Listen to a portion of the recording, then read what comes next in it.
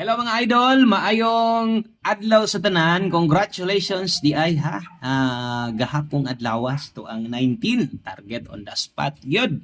So i-follow sa nida, i-subscribe sa aning atong channel dire naning gapaning kamot ta makahatag og padaog sa tanan no. Kung mahilig kag lasto, sakto kay ni nga channel nimo i-follow, i-subscribe og please like ug share sad no. So paki-share po sa tong live, isip suporta mo ra man gid na ato atong pabor nga hangyo sa inyo ha, di man gyud ta mga balato sa inyo ha. Ang ato diha no nga muhangyo gyapon tag balato, pero balato pinaagi sa usa ka share lang. So ato mga pwedeng maka-share diha, liog kog share, apili kis ka like ato ang short video nato. Okay?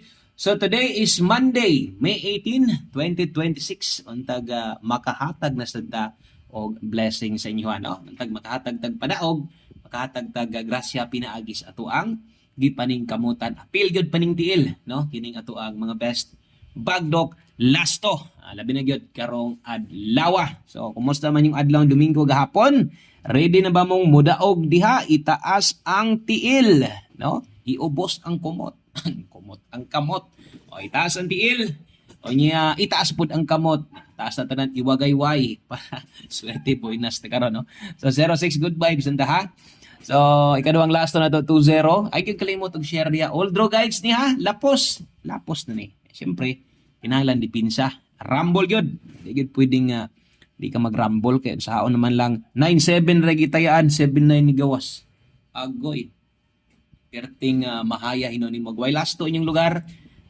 Gamit kini pras gapon basig ni pick kag 19 yan nakapamosti kag 5. Good guys. Slide na ato 819 man god 619 no.